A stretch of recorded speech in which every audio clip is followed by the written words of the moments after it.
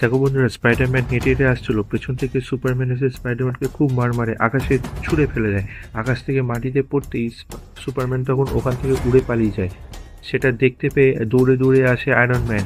Iron man chest pump করে স্পাইডারম্যানকে তুলে দাঁড় করায়, বাঁচায়।